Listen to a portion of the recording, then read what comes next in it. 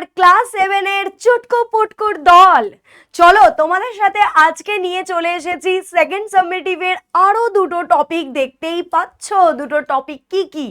ইতিমধ্যে তোমাদের সাথে কিন্তু ক্লাস 7 এর সেকেন্ড সাবমিটিভের কিন্তু বেশ কিছু টপিক আলোচনা করা হয়ে গেছে।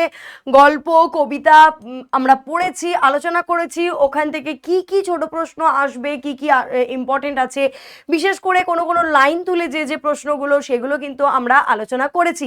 আজকে আমরা আলোচনা করব কাজী নজরুলের গান এবং স্মৃতিচিহ্ন। এই দুটো টপিক আজ আমরা পড়ব, আমরা আলোচনা করব। তো চলো আমরা শুরু করব আজকের ক্লাস। প্রথমে আমরা যেটা পড়ব সেটা হচ্ছে কাজী নজরুলের গান, লিখেছেন রামকুমার চট্টোপাধ্যায়। শুরু করব। কাজী নজরুলের গান লিখেছেন কে? রামকুমার চট্টোপাধ্যায়। রামকুমার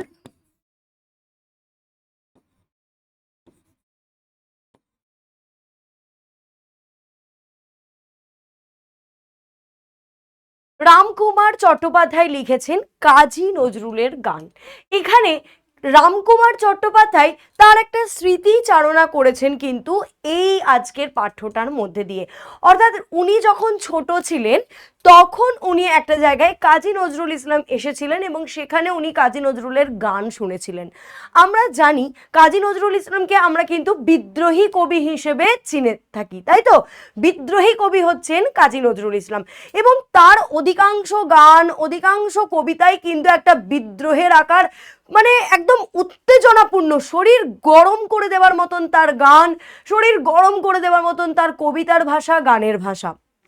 ঠিক সেইটা ওই কাজী নজরুলের গান শুনে তার মনের ভেতর কি হয়েছিল, সে কিরকম ফিল করেছিল, তার অনুভূতি কিরকম হয়েছিল, সর্বোপরি কাজী নজরুলকে সামনে থেকে দেখার তার যে একটা অনুভূতি, সেই মানুষটার কথা সামনে থেকে শোনা, গান সামনে থেকে শোনার যে অনুভূতি, সেই অনুভূতিই কিন্তু প্রকাশ করেছে আজকে আমরা যেটা পড়বো সেই পাঠ্যতে। চলো এবার দেখে নিই কি বলছে। একদিন ঘটেছিল একটা ঘটনা। এই এই যে ঘটনার কথা বলছে, এই ঘটনার কথা কিন্তু লেখক পুরোটাই নিজের কথা বলছে। একদিন ঘটেছিল একটা ঘটনা, যাচ্ছি স্কুলে। অর্থাৎ লেখক কোথায় যাচ্ছেন? স্কুলে যাচ্ছিলেন। যত এগোচ্ছি দেখছি হেদো পার্কের কাছে বেশ ভিড়। কি ব্যাপার বুঝতে না পেরে জিজ্ঞেস করলাম একে ওকে। তাহলে কি বলছে? লেখক যখন স্কুলে যাচ্ছে, স্কুলের পথে হেদো পার্কের পাশে দেখছে একটা জায়গাতে ভীষণ ভিড়। আমরা স্বভাবতই যখন কোনো কাজে যাই বা বাইরে যাই, যদি হঠাৎ করে কোনো একটা জায়গাতে খুব ভিড়ভাড় দেখি, তাহলে দেখবে আমরা সেটাকে হঠাৎ করে জিজ্ঞেস করি পাশাপাশি লোকজনকে, কি হয়েছে, কি হয়েছে, ওখানে এত ভিড় কেন, কি হয়েছে? তো ঠিক সেরকম লেখক একে ওকে জিজ্ঞেস করছে। সবাই দেখলাম হেদোর কাছেই ভিড় জমাচ্ছে। কেউ একজন বললেন, জানো না খোকা, আজ নেতাজি এখানে বক্তৃতা দিতে আসবেন। জায়গাটির নাম ছিল বিডন স্ট্রিটের কাছে সরকার বাগান। এই যে এই প্রশ্ন, এখানে একটা প্রশ্ন আসবে খুব ইম্পর্টেন্ট, যে নেতাজি যেখানে বক্তৃতা দিতে আসবেন সেই জায়গাটার নাম কি? নেতাজি যেখানে বক্তৃতা দিতে আসবেন, নেতাজি যেখানে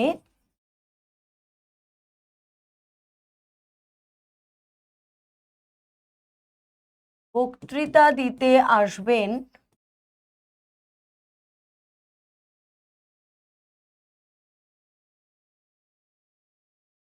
সেই জায়গাটির নাম কি? এই ছোট্ট ছোট্ট প্রশ্নগুলো কিন্তু খুব ইম্পর্টেন্ট। একদম ছোট্ট ছোট্ট জায়গা থেকে কিন্তু প্রশ্ন দেবে। সেই প্রশ্নগুলো আমি তোমাদের একদম লিখে দিচ্ছি। সেই জায়গাটির নাম কি, এটা হচ্ছে একটা প্রশ্ন। নেক্সট একটা প্রশ্ন আছে, কোথায় ভিড় জমেছিল? কোথায় ভিড় জমেছিল? একদম ছোট ছোট প্রশ্ন। কোথায় ভিড় জমেছিল?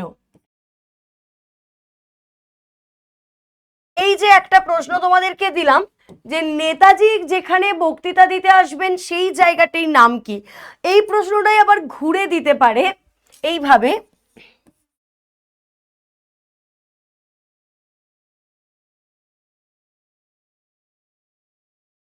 বি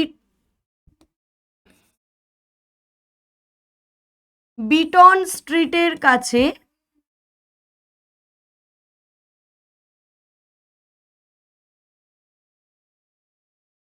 কাছের রোডে কে বক্তৃতা দিতে আসবেন?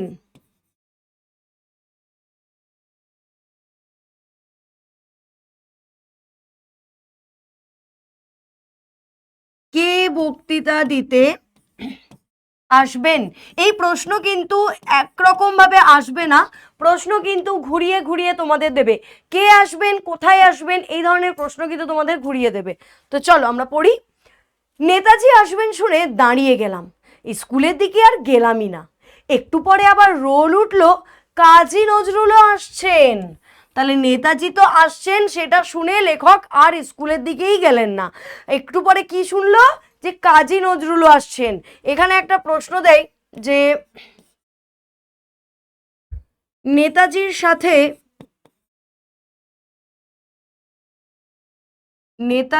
সাথে ওখানে আর কে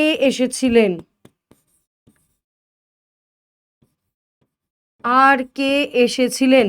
তোমাদের অনুশীলনীতে যা প্রশ্ন আছে সেগুলো তো তোমরা অবশ্যই করবে। অনুশীলনীর প্রশ্নগুলো তো তোমাদের কাছে আছেই, বইয়ে আছে, তোমরা দেখতে পাচ্ছ, অবশ্যই করবে। কিন্তু অনুশীলনীর প্রশ্ন ছাড়াও বেশ কিছু শর্ট প্রশ্ন, একদম ছোট ছোট এমসিকিউগুলো কিন্তু তোমাদের করতে হবে। তাহলে কি বলছে, কাজী নজরুল আসছেন। এই দুই প্রিয় মানুষকে এত কাছ থেকে দেখবো কখনো ভাবিনি।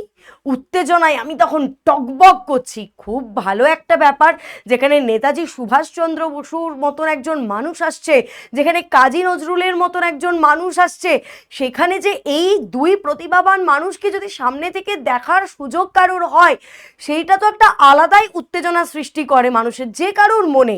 তো লেখক যখন ছাত্র ছিলেন, সেই ছাত্র জীবনে উনি যখন এই দুটো প্রতিভাবান মানুষকে একসাথে দেখছেন, দেখবার জন্য উনি কিন্তু পুরো উদ্বিগ্ন হয়ে আছেন যে কখন আসবে। বেশ অনেকক্ষণ পর দেখলাম এক দেবদূত মঞ্চ আলো করে দাঁড়িয়ে আছেন। গৌরবর্ণ, উন্নত ললাট, অতীব সুপুরুষ সেই ব্যক্তি কি নেতাজি? কাকে জিজ্ঞাসা করব, কে উত্তর দেবে? কারণ তখন মঞ্চে আরো একজন ব্যক্তির আবির্ভাব হয়েছে। নেতাজি স্বয়ং তাকে দুহাত তুলে প্রণাম করলেন। শুনলাম ইনি কাজী নজরুল ইসলাম। তাহলে এখানে একটা প্রশ্ন দেয় যে নেতাজি কাকে, কোশ্চেনটা লেখো, নেতাজি কাকে স্বয়ং দুহাত তুলে প্রণাম করলেন?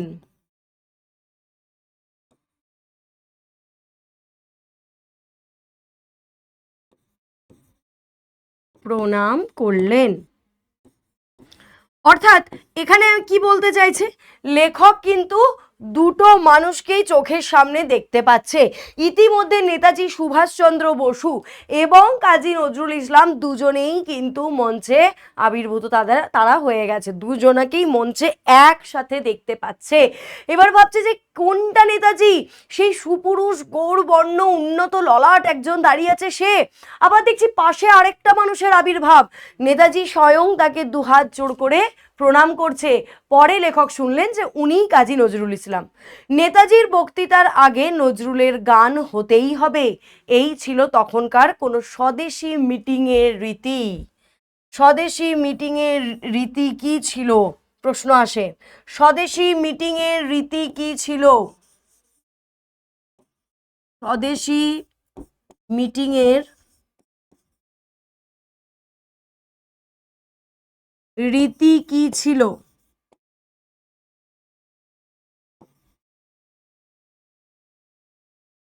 স্বদেশী মিটিংয়ের রীতি কি ছিল না, নেতাজি যখন বক্তৃতা দেবেন তার বক্তৃতার আগে নজরুলের গান হতেই হবে, এইটাই ছিল তখনকার কোনো যে কোনো স্বদেশী মিটিং তার রীতি।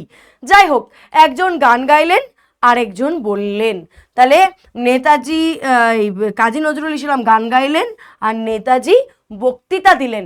এই যে বলছে একজন গাইলেন আরেকজন বললেন, এইখানে কিন্তু একটা প্রশ্ন তোমাদের দেয়, লাইনটা তুলে দেয়, একজন গাইলেন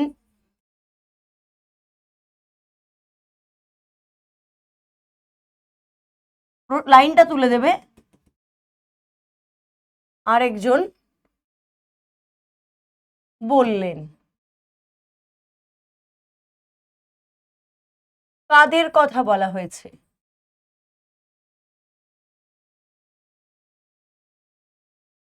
কাদের কথা বলা হয়েছে? তখন কিন্তু তোমাদের পুরোটাই লিখতে হবে যে এখানে দুজন মানুষের কথা বলা হয়েছে।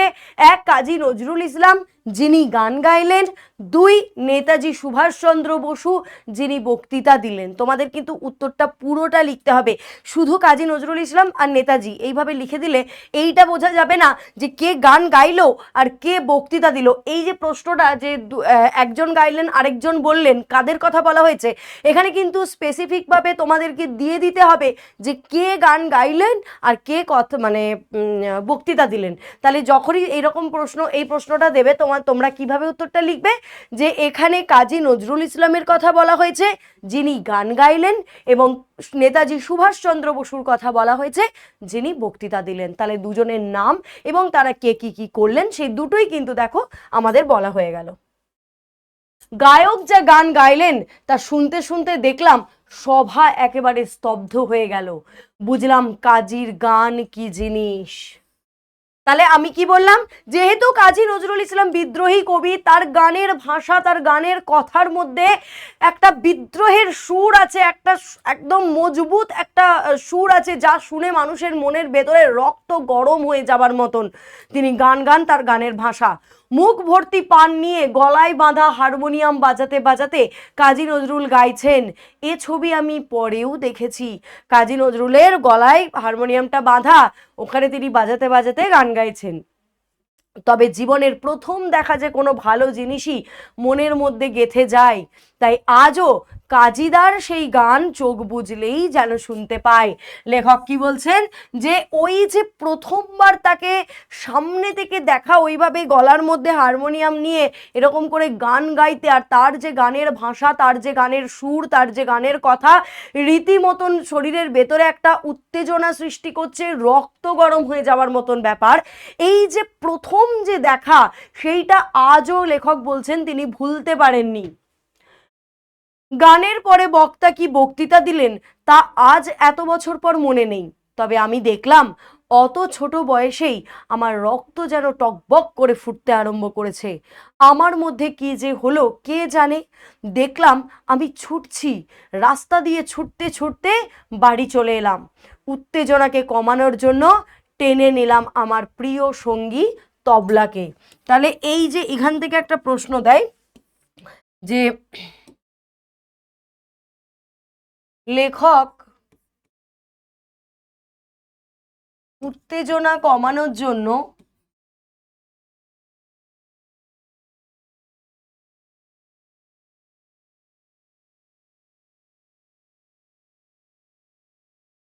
কি করলেন, এটা একটা প্রশ্ন আসে। তখন তোমরা লিখবে যে টেনে নিলেন তার প্রিয় সঙ্গী তবলাকে এবং বাজাতে শুরু করলেন। আরেকটা প্রশ্ন আসে, লেখকের প্রিয় সঙ্গী কি ছিল? প্রিয় সঙ্গী কি ছিল? তবলা। এরকম ভাবে কিন্তু ছোট্ট ছোট্ট ছোট্ট ছোট্ট ঘুরিয়ে ফিরিয়ে প্রশ্ন দেবে। আরেকটা প্রশ্ন আসে, নজরুলের গান শুনে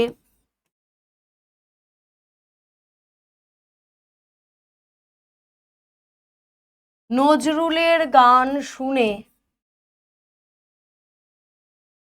উত্তেজনায় লেখক কি করলেন? এই ছোট ছোট প্রশ্নগুলো কিন্তু আসে। ডুবে গেলাম তবলার বলে। তাহলে এই হচ্ছে কাজী নজরুলের গান, যা শুনে তার কি অভিজ্ঞতা হয়েছিল, তার মনের পরিস্থিতি কি হয়েছিল, এই সবটাই কিন্তু রামকুমার চট্টোপাধ্যায় এই পাঠ্যতে আলোচনা করেছে। আমি তোমাদের সাথে প্রশ্ন আলোচনা করে দিলাম। চলো, এই যে 10টা প্রশ্ন দিলাম, এগুলো কিন্তু ভেরি ভেরি ইম্পর্টেন্ট। প্রত্যেকটা প্রশ্ন কিন্তু ছোট ছোট প্রশ্ন, তোমরা কিন্তু এগুলো পড়বে। তারপরে তোমাদের বইয়ে যা যা আছে, অনুশীলনীতে যা যা আছে, সেগুলো তো তোমরা অবশ্যই অবশ্যই পড়বে। চলো নেক্সট আমরা দেখব স্মৃতিচিহ্ন। লিখেছেন কে? কামিনী রায়।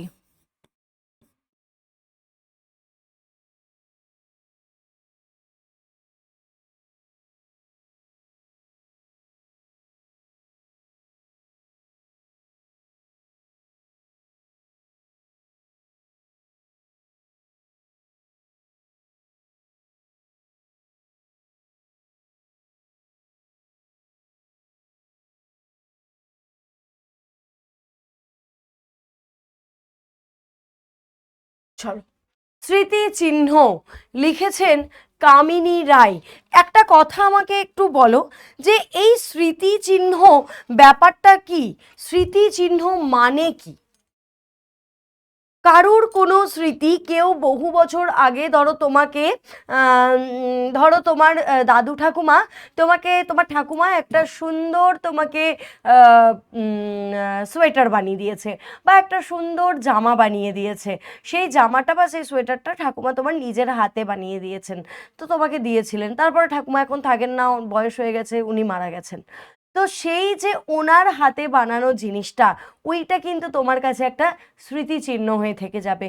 মানুষটা না থাক, কিন্তু মানুষটার যে জিনিসটা তৈরি করা, যে জিনিসটা তোমাকে দিয়ে গেছে, সেই জিনিসটা কিন্তু তোমার মনের মধ্যে কি হবে, একদম গেঁথে রয়ে যাবে। ওটা তোমার কাছে রয়ে যাবে তার স্মৃতি হিসেবে।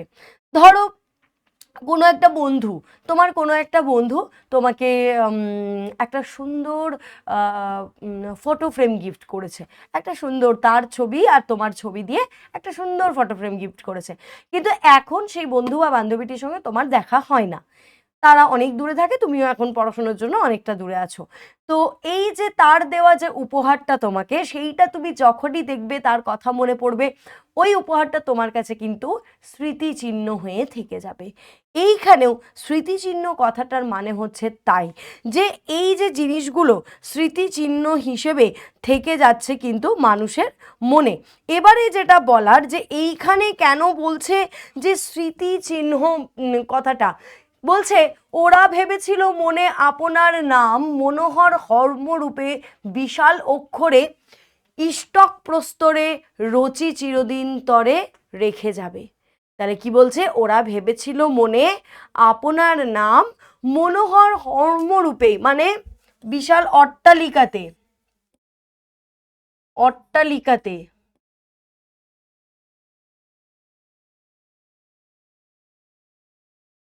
অট্টালিকাতে বিশাল অক্ষরে ইষ্টক প্রস্তরে, মানে ইটের ফলকে, ইষ্টক প্রস্তরে মানে ইটের ফলকে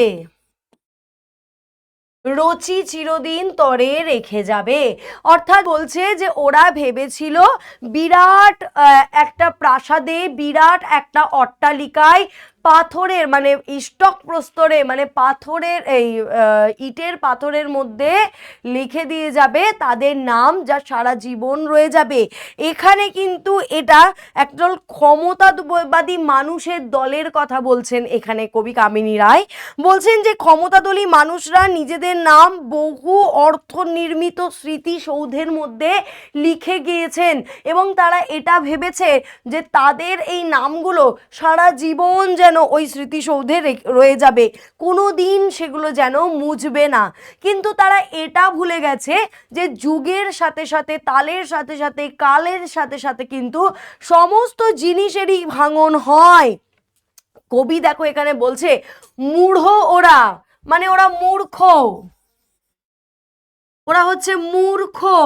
তাহলে এখানে কবি বলছে যে ওই ক্ষমতাদল মানুষ, ক্ষমতাবাদী মানুষেরা ভেবেছে যে বড় বড় দামি দামি অট্টালিকাতে বিশাল বিশাল অক্ষরে তাদের নাম, তাদের খোদাই করে একদম রেখে যাবে, যা চিরকাল থেকে যাবে স্মৃতিচিহ্ন হিসেবে, সেটা কোনোদিন কোনো বিনাশ হবে না।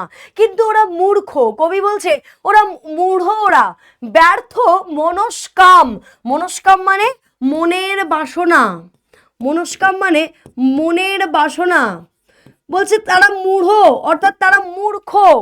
কবি তাদেরকে মূর্খ বলছেন এবং কবি বলছেন যে তাদের মনস্কাম অর্থাৎ মনের বাসনাটা ব্যর্থ।